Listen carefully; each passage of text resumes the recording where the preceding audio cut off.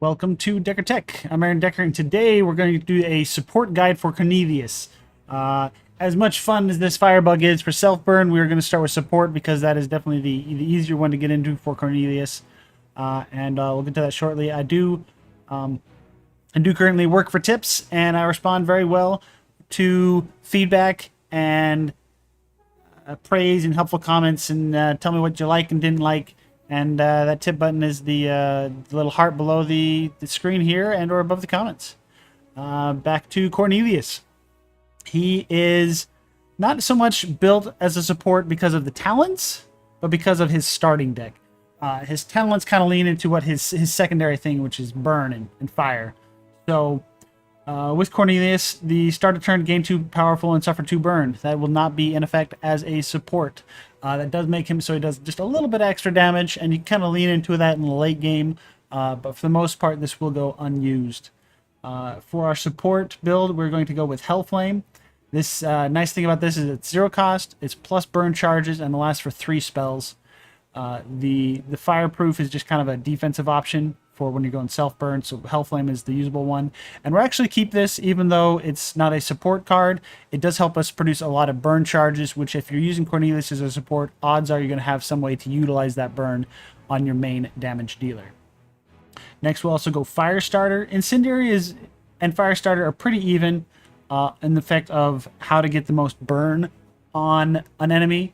The nice thing about Firestarter, though, is it helps open up some more lines of play where you can kind of just get in some free spells on turns where you're not focusing on fire. So if you're really just trying to get the most fire, Incendiary can be used to make that happen. Sorry, most burn, not fire.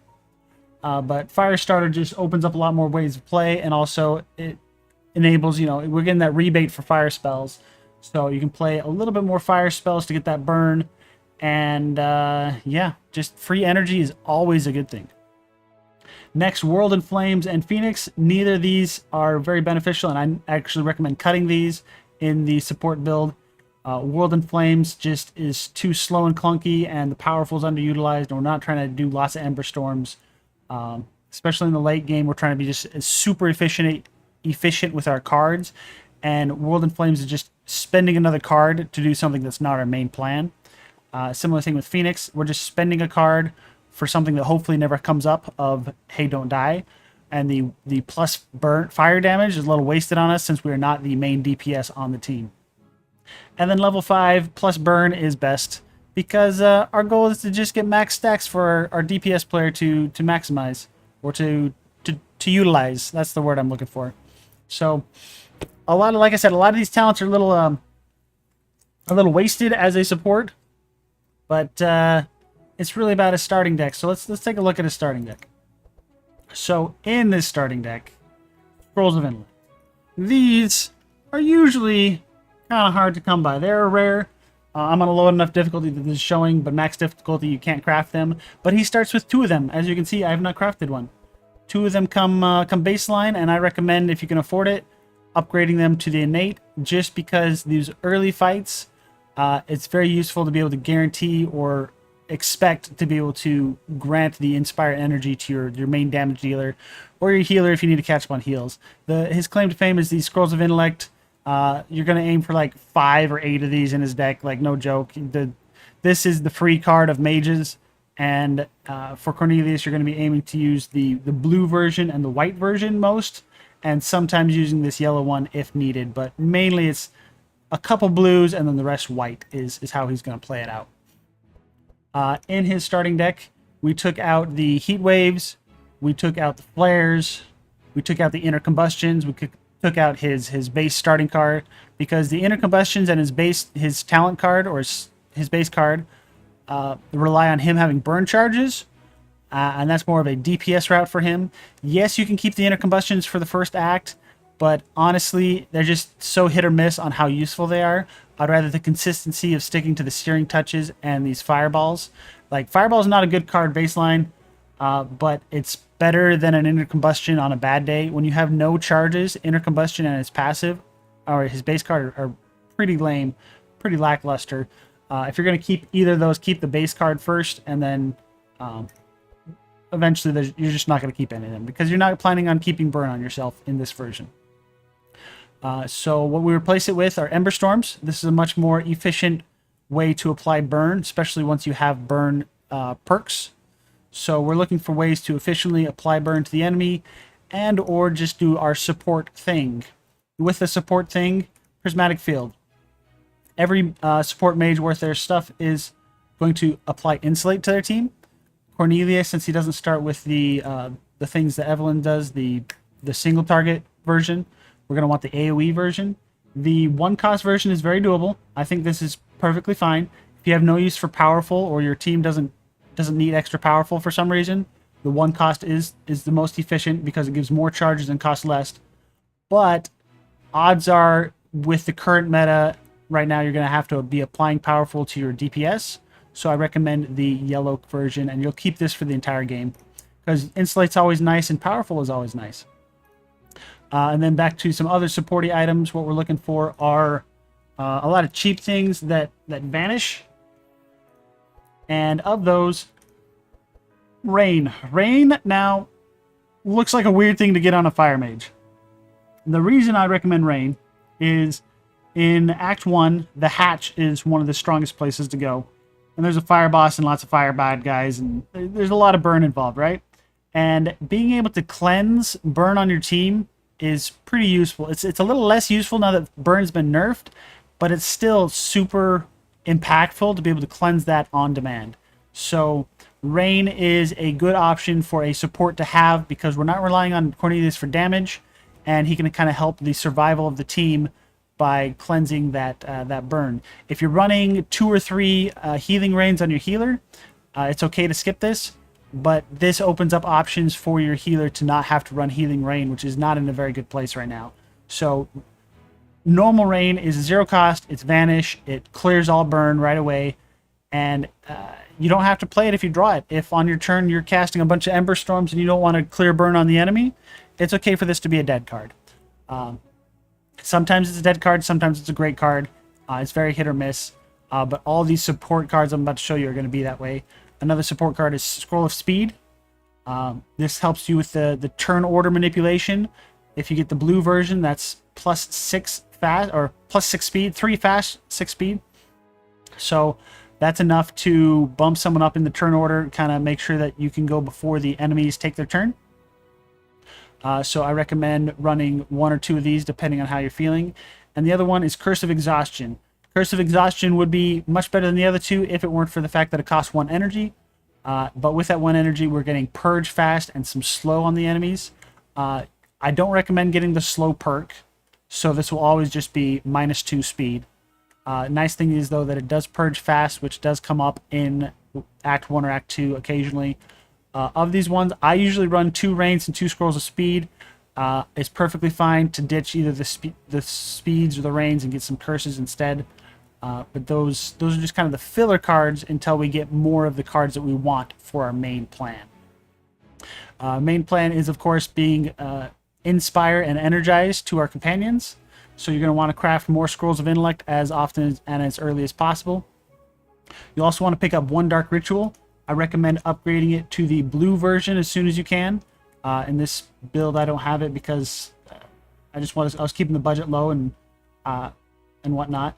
But the blue version, yes, it hurts you a lot more, but it provides a lot more Energize. If you really can't afford to take this hit, yes, do the yellow version. But the whole point of having this card is to create energy on your main damage dealer. So the more of that effect, the better, and your healer can just pick up the slack on how much damage you're doing to yourself. Let's look through these cards. So we talked about the filler cards. We talked about our main card here, Fire is our secondary plan, and Ember Storm is really the best burn applicator. We'll talk about another one in Act 2 deck list, but the more Ember Storms you get, the better. I would say anywhere from 3 to 6 of these is probably very playable. By Act 4, you'll probably cut down to 3 or 4, but in the mid game, like Act 2 and 3, having 5 or 6 is, you probably won't regret it. We'll see, because right now we have these other filler cards of Searing Touches and Fireballs. You'll want to cut them as soon as possible. If you are holding on to Fireballs, the upgraded Vanish version is much better, just because it has a much better damage ratio. and you're never going to be wanting to cast more than 1 or 2 of these in a combat.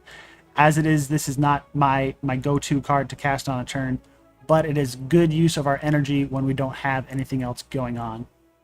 And then Searing Touches just have a good ratio of fire damage and burn for their cost, so we cut them last. They do only hit front monsters, so they're a little harder to aim, but they do fit into a turn a lot better, being 1 cost compared to those flares that were 2 cost. Yeah, let's see, what do we talk about here? I think we talked everything about the cards. Let's go look at perks. So as you can see, we're going to be talking about fire, inspire, maybe a little bit of speed going on. And let's go look at those perks.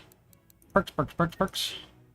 So for fire, we're not really worried about our damage with fire, because yes, this adds up okay, like fairly well, but it's not our main plan. If you're running a bajillion Ember Storms, this works out pretty nice, but it's still not going to be as impactful as your main damage dealer doing their damage, and you're going to help them out by adding powerful stacks to them, and preferably get both points in the plus charges, because that makes it so that Insulate card you have does 4 powerful to the whole team, and then also you could pick up the War Banner as an item, or a couple other ways to possibly give more powerful to your team. But even if all you're doing is just that Insulate card, I think the second powerful perk is worth it, just to increase those charges. Otherwise, you're also going to be picking up these burn. I'd say I'd go all the way. Depending on who you're supporting, you'll either go +1 burn charges, or sometimes burn deals cold damage. And we'll talk about that later when I'm talking about team compositions. But if you're supporting a frost team, you can actually still run Cornelius and just pick up this burn deals cold. And he'll still apply a lot of burn, and then I'll actually increase your damage output a decent amount. But that's, like I said, only if you're supporting a frost team. Plus cards is best cards. In these perks that I link in the description, I'll probably have this left one, the just 1 inspire at the beginning of a turn. I often will run this 1 inspire charge equals 2 cards for my mage supports. I'll have my warrior go faster, give a helping hand to them, give them 2 inspire, and that'll get my support at a bigger head start for their first turn.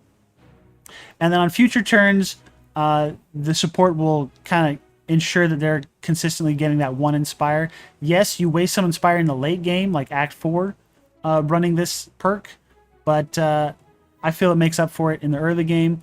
I do still recommend that just for ease of play, it's a lot easier to just run this first one, and it's very, the difference is very minimal between the two. So I just give it a shot if you want to try it out. It's harder to play around, but you can have some pretty consistent gameplay with it.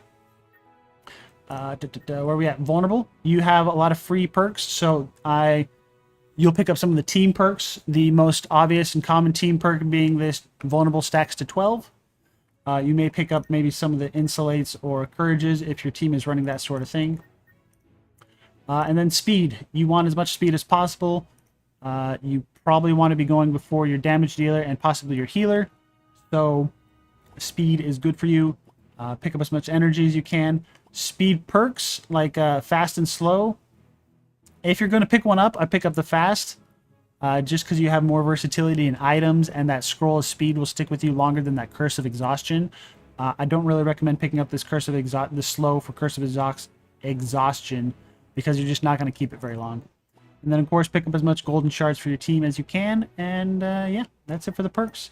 Most important ones are powerful for teammates, burn charges because that's your main claim to fame, and whatever team perks your team needs. You're really not that greedy with perks as a support Cornelius. Let's see what else we got here. That was Act 1 perks. Act 2, here we come. If you have any questions, please let me know. I am happy to hear them. Cornelius. Oh, I keep clicking on the wrong one. Cornelius. So with this, we now want to pick up, if we can afford it, the Scroll of Intellect and the Tome of Intellect. I highly recommend running the yellow version. We'll talk about an edge case where the blue version is acceptable for Cornelius, but 9 times out of 10, this yellow one is so much better because it instantly grants that 1 inspired to the whole team, which adds up very fast, and if you haven't tried a yellow Tome of Intellect, you have not lived the glory that is yet. We'll also, if we can afford it, pick up the Scorching Ray. You'll start out with, if you do upgrade it to the blue version, because it'll do a little more burn stacks, but it'll still keep the target monster. And for the final fight, the boss fight with Archon Rin, you will do this yellow Scorching Ray because it has 1 extra hit, but it is random. So this is only good for boss fights. I only recommend switching to the yellow one for the Archon fight at the end of the game. Let's see where we at here. So we talked about the tome, we talked about the scroll. You'll pick your poison of what's been useful to you, whether you're keeping the rain if you're going into the red biome, or you're keeping the scrolls of speed because they've been useful to you or not. You'll probably still be having this dark ritual, your Ember Storm, so you can tell I picked up a couple extra from rewards. What you want to do with Ember Storm is pick and choose what upgrade you're going to do, whether you want it to vanish or not, depending on what your final cards are going to look like. You're going to want to end up with a final 5 or maybe like a final 6 or 7, depending on how much Inspire you're going to guarantee every turn. And so between, you can see most of our stuff vanishes. All the Scrolls of Intellect, all the Tomes of Intellect, those all vanish. So your final cards are going to be like Scorching Ray, Prismatic, and your Ember Storms, this Dark Ritual. So you want to kind of guarantee that you're always drawing your whole deck by the end of like turn 3 and 4, and that you're not wasting any card draws, but you want to have as many Vanish Ember Storms as you need to make that happen, if that makes sense. Kind of count, use the Ember Storms to vanish or not vanish, depending on what you need there. They're kind of your safety valve on card, your hand size. As you can tell, we didn't really add many cards to the deck, other than just these. It's really just the biggest pickup is this Tome of Intellect and Scroll of Intellect. Those are big deals. So let's talk about items. And with items, the goal of any support mage is to inspire the team to glory. And the best Inspire card in the game is Fountain Pen. And when you look at this, it says when you play a book, draw a card, 1 Inspire to all teammates. This says play a book, draw 5 cards. You're already trying to play books in those Scrolls of Intellect and those Tomes of Intellect. So yeah, that's a pretty big deal. This is definitely the best card, best item you can get for a support mage. Quill is a kind of a backup, much less powerful, but still pretty good. And then as a Cornelius support, your backup plan is burn. So of the burns, I would say the orbs are probably better than the on hits, but one of the on hits is guaranteed. So, you know, see, this says plus burn charges, that sort of thing, right? Or there's one that say damage with hit, apply burn. And all of your burn cards, the Ember Storms and the Scorching Rays, do hit, and they do hit pretty often. So the on hits are actually fairly good. And one of them is guaranteed from the fire boss. So if you do go to the fire biome, the Volcanic Axe on Cornelius is not a bad pickup. If you find the Fountain Pen, you should replace it with a Fountain Pen. But in the meantime, extra burn is a good thing. Other than that, notable mentions is the Ring of Fire is a guaranteed pickup from the Ezekiel boss, also in the fire biome.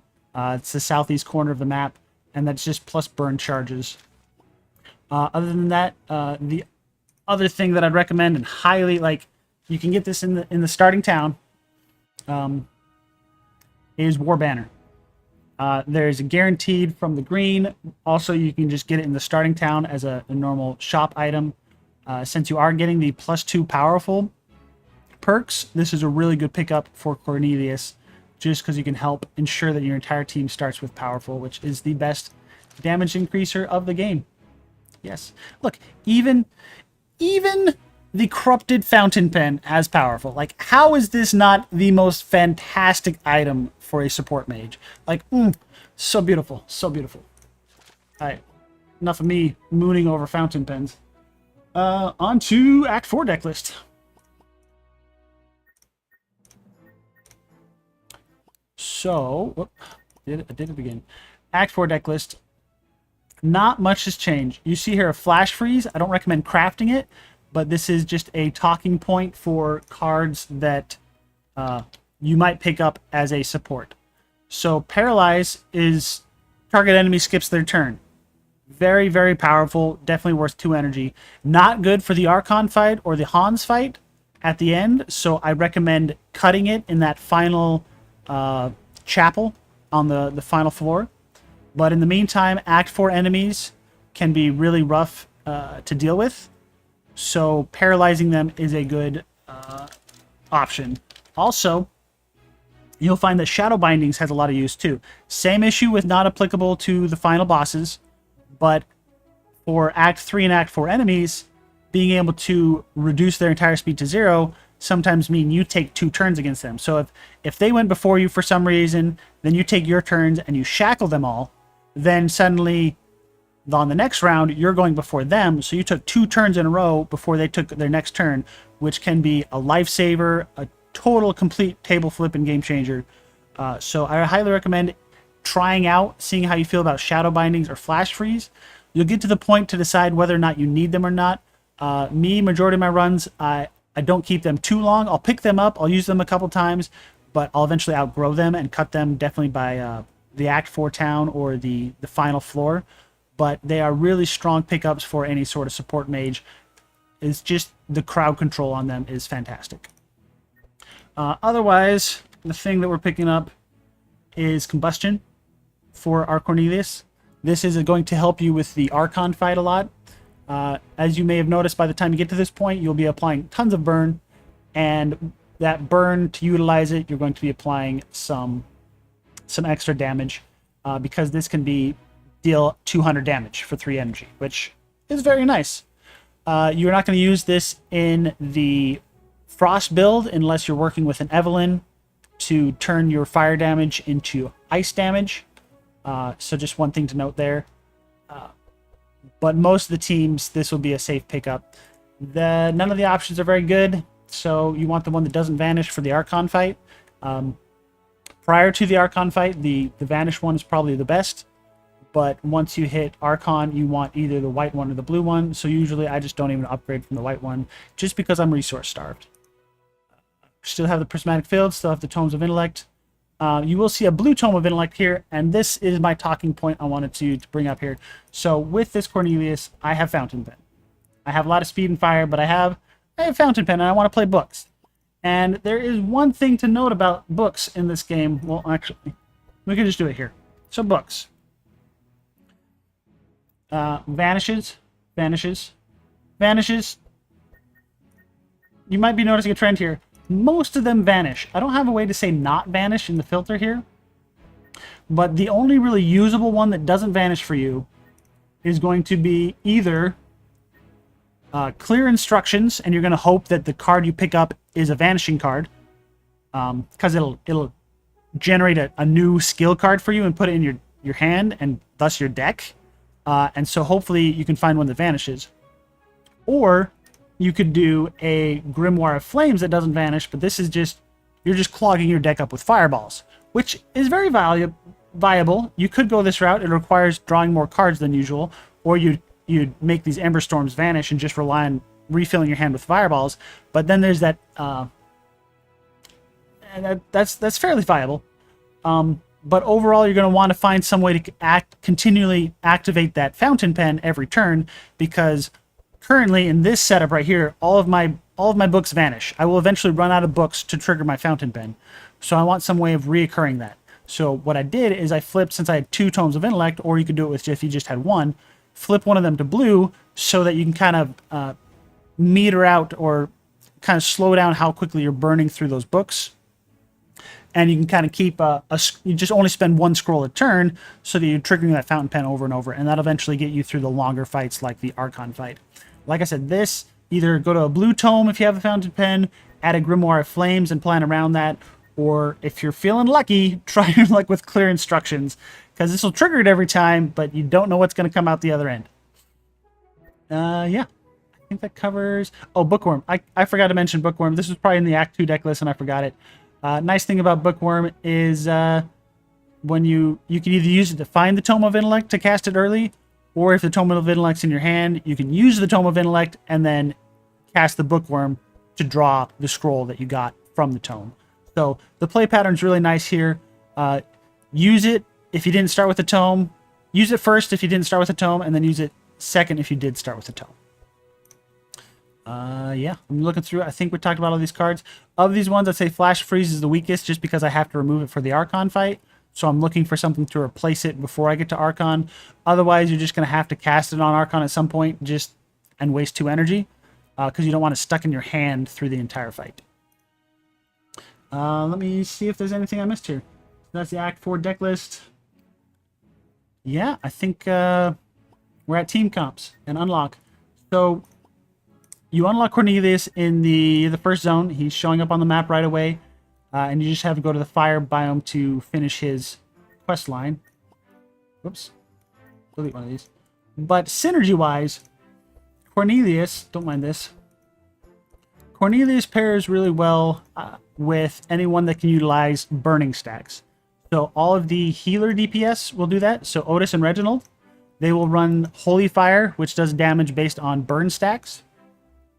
So that's a major increase for them. You could also run him with Evelyn if she's running as a fire DPS. Usually in this setup, I would say Evelyn's a support, Cornelius is the DPS, but you can play it both ways. And then you can also run Cornelius as a support to either Evelyn or Zek doing their frost damage if you're running that talent that I mentioned, this perk that says burn damage does cold damage. Sorry, burn does cold damage. That's a really weird edge case. It sounds like a lot of fun. I haven't actually done it, but it checks out on paper. But mainly, the safest way to play Cornelius as a support is with one of these 2 holy damage dealers, which is why you see in my recent video, my original video, Cornelius was supporting him. Cornelius can be a support for anyone. It's just you usually want to find some way to utilize his burn stacks, and there's very few ways to monopolize on that other than just straight, hey look, I did burn damage, yeah, which is super nerfed at the moment, which is why I don't recommend it as just a generic support. Have a plan for the burn stacks, because right now burn stacks by themselves are fairly weak compared to other mechanics in the game. Hopefully that changes in the near future. If you like what you see here, please let me know, and I will catch you later. Peace.